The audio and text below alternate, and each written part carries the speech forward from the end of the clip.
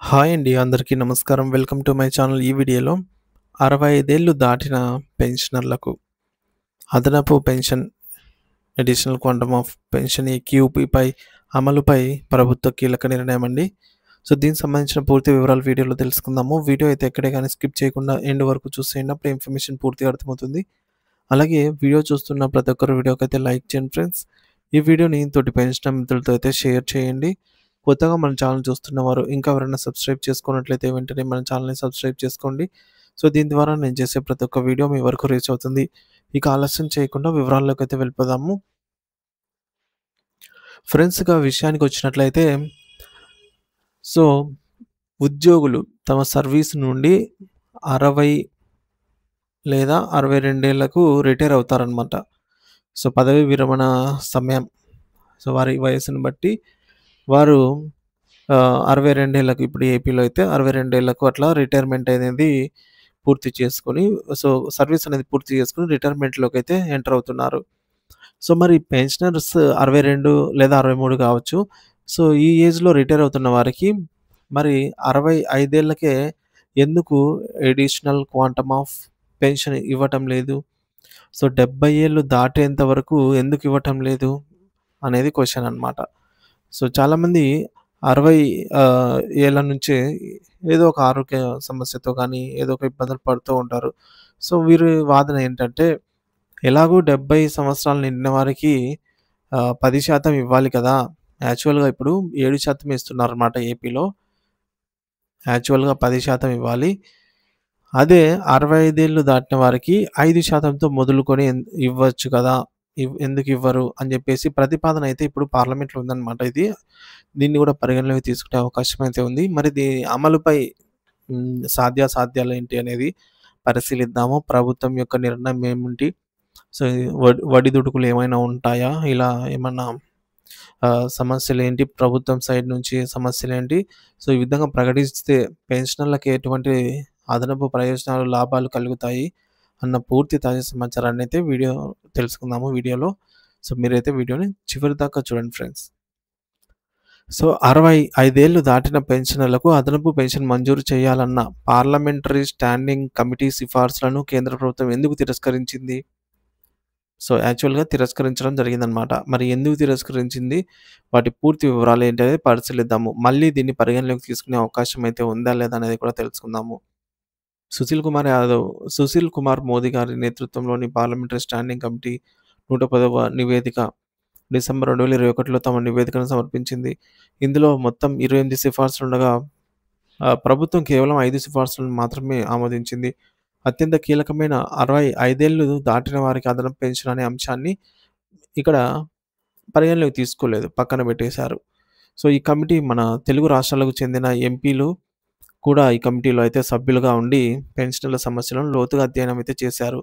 ప్రస్తుతం సమాజంలో ఉమ్మడి కుటుంబాలు తగ్గిపోవడము, పిల్లలు ఉద్యోగాల రీత్యా దూర ప్రాంతాల్లో ఉండటము వల్ల వృద్ధాప్యంలో పెన్షనర్స్ ఒంటరిగా మిగిలిపోతున్నారు.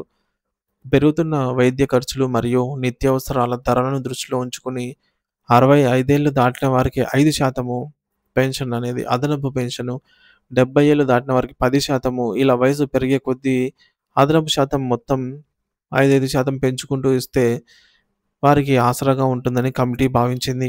దేశంలో ఉన్నటువంటి సుమారు 66 లక్షల మంది పెన్షనర్లలో ఈ సిఫార్సు ద్వారా దాదాపు 10 లక్షల మంది 65 ఏళ్లు పైబడిన వృద్ధులకు మేలు జరిగే అవకాశం కూడా ఉండేది. మరి కాకపోతే ఈ యొక్క ప్రతిపాదనను ప్రభుత్వం ఎందుకు కాదన్నది అనే విషయానికే వస్తే, సో, మరి ప్రభుత్వం సైడ్ వాదన ఏంటి? ఎందుకు తిరస్కరించింది? అనే విషయాన్ని చూసుకున్నట్లయితే అనేక శాఖల మధ్య జరిగిన ఉత్తర ప్రత్యుత్తరాలలో ఆసక్తికరమైనటువంటి మరియు ఆశ్చర్యకరమైన కారణాలు వెలుగులోకైతే వచ్చాయి. పెన్షన్ శాఖ ఈ ప్రతిపాదనను ఆర్థిక శాఖకు పంపగా వారు దీనిని క్షుణ్ణంగా పరిశీలించి తిరస్కరించారన్నమాట. మరి తిరస్కరిస్తే దీనికి ప్రభుత్వం చూపిన ప్రధాన కారణాలేంటంటే, మొదటిది ఆర్థిక భారం అండి. మనం అందరం ఎక్స్‌పెక్ట్ చేసినదే.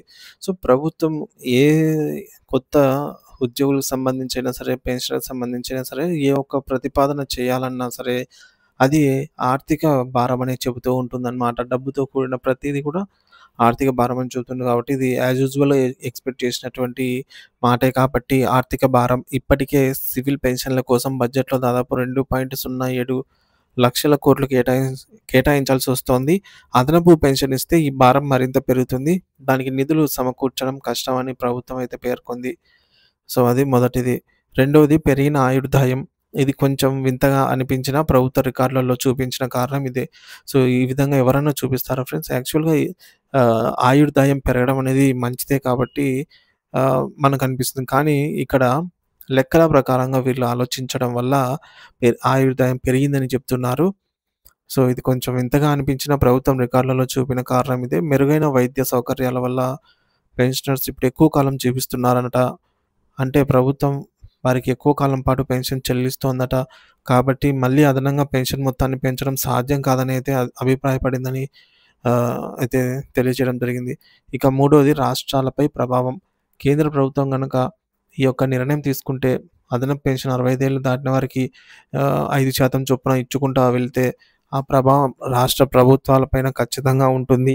సో, కేంద్రం అయితే సో, రాష్ట్ర ప్రభుత్వం పైన పెన్షనర్లు కూడా తమకు అదనపు పెన్షన్ కావాలని డిమాండ్ అయితే చేస్తారు. 65 ఏళ్ల నుంచి దాటిన వారు ఈ విధంగా డిమాండ్ చేస్తారు. అప్పుడు అక్కడ అమలు చేయాల్సి ఉంటుంది. ఆర్థికంగా ఇబ్బందుల్లో ఉన్న చాలా రాష్ట్రాలకి ఇది పెను భారంగా మారుతుందని కేంద్రం భావించిందని అయితే చెప్తున్నారు. అంటే కేంద్రం ఎలాగోలా భరించినా గూడా రాష్ట్రాలు ఈ యొక్క ఒడిదుడుకులకు 65 సంవత్సరాలు దాటిన వారు ఎక్కువ మంది ఉంటారు కాబట్టి అక్కడ రాష్ట్రాలు ఇబ్బంది పడతాయి అనే దూరాలోచనతో దూర కాదండి. దూర అంటే లా లాంగ్ మైండ్ అంటాం కదా! సో, సుదూర ఆలోచనతో భావించినట్టు గూడా ఈ నివేదిక రిపోర్ట్ అయితే చెప్తోందనమాట. ఈ కారణాలనైతే చూపిస్తున్నారు. అలాగే ఎన్‌పీఎస్ నూతన పెన్షన్ విధానం 2004 తర్వాత చేరని ఉద్యోగులకు ఎలాగూ పాత పెన్షన్ లేదు. ఇప్పుడు ఉన్న పాత పెన్షనర్లకు కూడా ప్రయోజనాలు పెంచుకుంటూ పోతే 2 వర్గాల మధ్య అసమానతలు పెరుగుతాయని, ఇది సరైన విధానం కాదని ప్రభుత్వం భావించిందట. అయితే ఈ యొక్క నివేదికలో ఒక సానుకూల అంశం కూడా ఉందండి. పెన్షన్ మంజూరులో జరుగుతున్న జాప్యాన్ని కమిటీ తీవ్రంగా తప్పుపట్టింది. నామినీ వివరాల్లో చిన్న చిన్న స్పెల్లింగ్ తప్పులు ఉన్నా, పేపర్లు సరిగ్గా లేకపోయినా నెలల తరబడి పెన్షన్ ఆపిస్తున్నారు. దీనిపై స్పందించిన ప్రభుత్వం రిటైర్ అయిన వారికి 6 నెలల లోపు ఖచ్చితంగా పెన్షన్ ఖరారు చేయాల్సిందే. కాకపోతే వెంటనే ప్రొవిజన్స్ మంజూరు చేయాలని, ఒకవేళ అధికారులు తప్పిదం వల్ల ఏమైనా పెన్షన్ బెనిఫిట్ అంటే పెన్షనర్‌కు ఏమైనా ఆలస్యం జరిగినట్లయితే రిటైర్ అయిన వారికి పెన్షన్ బెనిఫిట్ అనేది వెంటనే అందకపోతే 6 నెలల లోపల సో, ఆ పెన్షనర్‌కు వడ్డీతో సహా ఆ మొత్తాన్ని చెల్లించాలని ఆదేశాలు జారీ చేసింది. ఇదొక్కటే శుభ పరిణామం దీంతో. అలాగే పెన్షనర్లు తమ బ్యాంకు ఖాతాలను భర్తలిద్దరూ ఉండేలాగా జాయింట్ అకౌంట్‌గా మార్చుకుంటే భవిష్యత్తులో ఫ్యామిలీ పెన్షన్ పొందడంలో సులభంగా ఉంటుందని కూడా సూచించింది. సో, మొత్తానికి ఈ విధంగా అయితే నిర్ణయం తీసుకోవడం జరిగింది ఫ్రెండ్స్.